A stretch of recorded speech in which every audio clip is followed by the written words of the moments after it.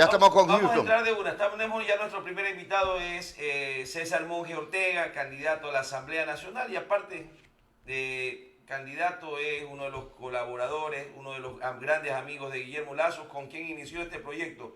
César, muchas gracias. Argemiro Andrade te saluda. Buen día.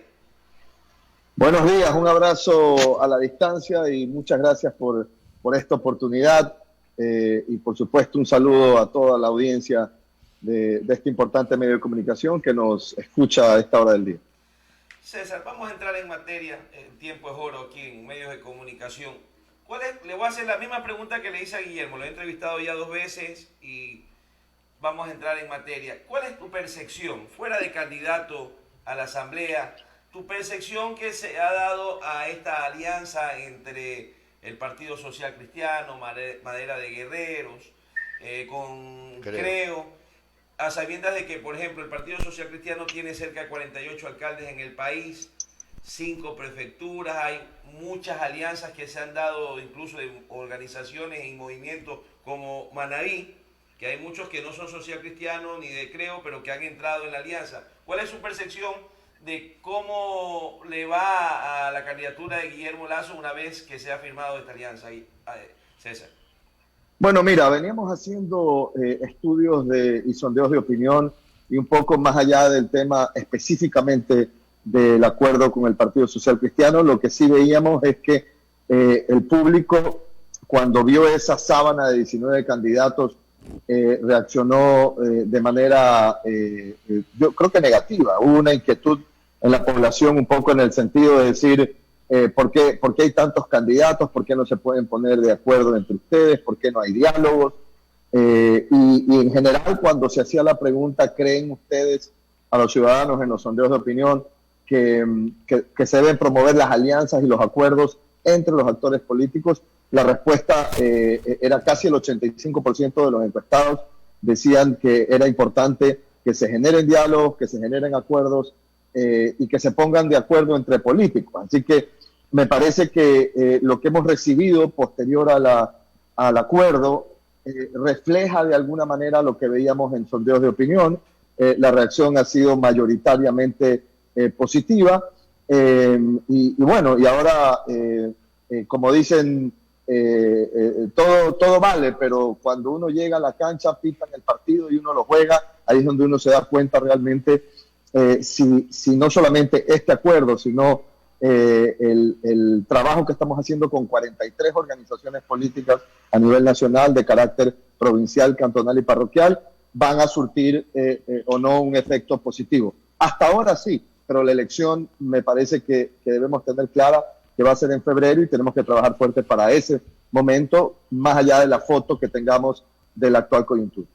Esta, César, es una campaña atípica, una elección atípica, un proceso electoral nunca antes visto por la emergencia sanitaria en la que estamos. Quizás ya algunos parece que al salir del estado de excepción han pensado de que la epidemia o la pandemia se ha ido del Ecuador. No es así. ¿Tienen ya los protocolos o tienen los métodos de cómo empezar esta campaña ya una vez que toque ya en territorio empezar a tocar puertas y visitar y a llegar con el mensaje de Creo para tratar de convencer a la mayor cantidad de los ecuatorianos?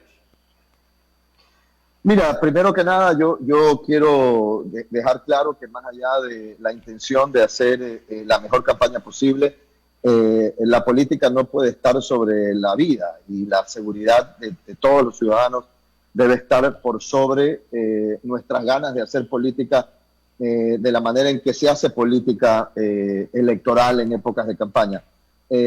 Todavía nadie ha establecido o el organismo electoral no ha establecido un determinado número de parámetros que tú puedas o no puedas cumplir, pero creo que hay algo importante que se llama sentido común. Yo creo que va a haber cosas que no vamos a poder hacer.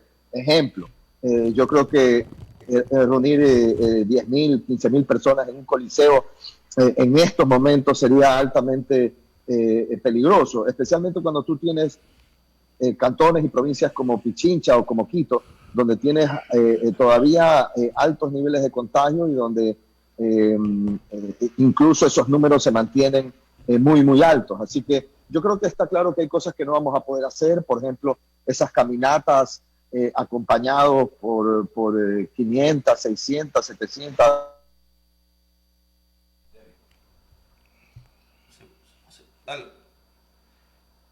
Correcto, a ver, seguimos. Los recorridos, pasamos de Pichincha a Santo Domingo, de Santo Domingo a Los Ríos, pues yo creo que fue un primer calentamiento de qué podíamos o no podíamos hacer. Creo que, por ejemplo, caravanas es algo que sí se va a poder hacer porque tú puedes ahí controlar el número de personas que tienes en una camioneta, puedes controlar un tema de distanciamiento porque no estás metiendo cientos de personas a la puerta de una casa. Entonces yo creo que vamos a tener que utilizar el sentido común, ser muy responsables todos los partidos políticos y tener claro nuevamente, e insisto en aquello, que la política no puede estar sobre la vida y la seguridad de las personas, y me parece que eso va a ser fundamental. César, yo estoy seguro que usted será partícipe de la próxima Asamblea Nacional. ¿Cómo cambiar la responsabilidad de cambiar el desprestigio? Yo pensé hace algunos años haber visto la peor asamblea que iba a haber en la vida, pero a esta de aquí, la que va a terminar o concluye su periodo en mayo del 2021, creo que no le va a ganar nadie. ¿Cómo hacer la responsabilidad de los asambleístas para cambiar ese desprestigio que la Asamblea Nacional tiene actualmente? Mira, déjame mencionar algo que no sé si de repente no le vaya a gustar a algunas personas, pero yo creo que estoy en la obligación de un poco decir lo que pienso, porque por algo estoy invitado a este programa. Yo creo que todo parte del origen. Y mira, te voy a hacer una reflexión y me voy a poner del lado ciudadano, porque yo creo que también soy ciudadano. Los movimientos y partidos políticos tienen una responsabilidad de presentar los mejores candidatos posibles. Gente que tenga una trayectoria importante, que tenga un pasado limpio, gente que no haya sido, digamos, investigado o sentenciado por actos de corrupción, o que no tenga grilletes producto de un proceso de investigación por corrupción, etcétera, etcétera. Esa es responsabilidad de los movimientos y de los partidos políticos. Y yo reconozco, porque no soy ajeno a lo que veo en Ecuador, que muchas veces los partidos y las organizaciones políticas en ese sentido han fallado y han nominado como candidatos a personas que no tienen ni la capacidad, ni los antecedentes, ni la trayectoria como para llegar a una asamblea. Pero te quiero hacer aquí una reflexión. Creo que los ciudadanos, nosotros los ciudadanos, y permíteme incluirme ahí también, porque no es que por estar en política dejo de tener esa particularidad, y creo que nosotros también tenemos una responsabilidad muy grande. Es decir, hay algunos candidatos que hoy están siendo investigados por actos de corrupción. No te olvides que hay más de 60 asambleístas hoy en procesos de investigación por actos de corrupción que pretenden volver a la asamblea y que van a volver a pedir el voto. Entonces, creo que aquí hay una responsabilidad nuestra, ciudadana, especialmente en una era como la que vivimos hoy, donde la información fluye. Tú entras a un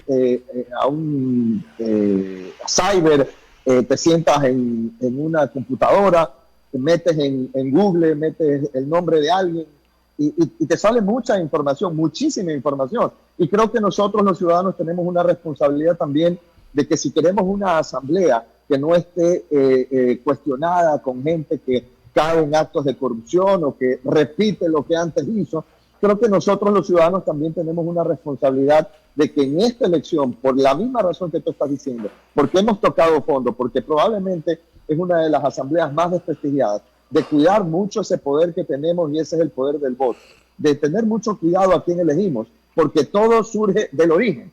Si del origen los ciudadanos elegimos gente que no está capacitada o que tiene antecedentes que no son necesariamente limpios, ¿cómo podemos esperar que luego esa asamblea funcione? Y funcione sin los problemas que ahora se ha tenido. Así que creo que hoy va a ser una elección histórica. En parte el poder para cambiar lo que tú mencionas está en nosotros, en los ciudadanos, y creo que esa es una gran responsabilidad que yo aspiro que todos los que nos están escuchando de alguna manera ejecutemos responsablemente, porque creo que ese es también el origen o la parte del problema que luego vemos en una asamblea. Vea, César, yo me recuerdo, ¿no? Manabí es una provincia agradecida, ¿no? Una vez que nos golpeó el terremoto, una de las primeras personas que estuvo aquí en Manabí fue Guillermo Lazo, ayudándonos con todo lo que se necesitaba en ese entonces, ¿no? Dele una razón, César, a los manavitas para que en esta vez se pueda y que los manavitas acojan el proyecto de Guillermo Lasso. Una razón a los manavitas para votar por Guillermo Lasso en estas elecciones. Mira, yo creo que, y solo haciendo un recordatorio a lo que tú mencionaste, efectivamente con Guillermo estuvimos en la época del terremoto tratando de poner nuestro granito de arena, tratando de ayudar. Hicimos un programa con la Iglesia Católica y con la estructura de la Iglesia Católica, que tú sabes que está en casi todos los cantones del Ecuador. Pudimos llevar a los diferentes cantones de Manabí, de Esmeraldas, ayudas en ese momento donde la gente en muchos casos no tenía que comer.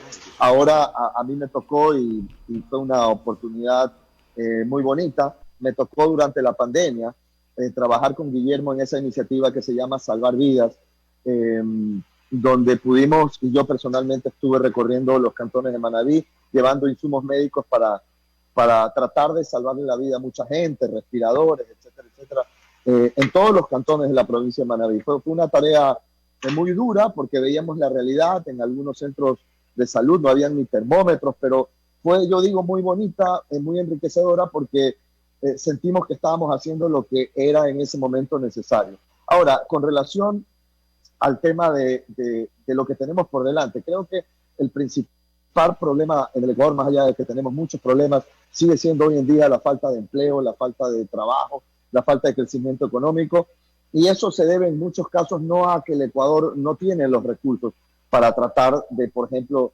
fortalecer el sector productivo, llevar programas de desarrollo agrícola, agropecuario a los sectores rurales. Se debe en buena medida a una pésima administración, y creo que nadie ha sentido esto tan fuertemente como Manabí. Fíjate tú lo que se hizo con la administración de los recursos que estaban destinados, por ejemplo, para recuperar a Manabí de esa terrible tragedia que fue el terremoto, o lo que ha pasado con la administración de los recursos públicos en la época de la pandemia, donde no se pudo construir un hospital en Pedernales, a pesar de que existían los recursos para hacerlo. Entonces yo creo que hoy lo que nosotros planteamos es que por primera vez en muchos años podamos elegir una persona que tiene una hoja de vida durante los últimos 40 años de haber trabajado, de haber generado empleo, que sabe de administración, que sabe cómo generar riqueza, que es algo fundamental, bien administrando los recursos públicos, que camina libre por el Ecuador, que no anda con grillete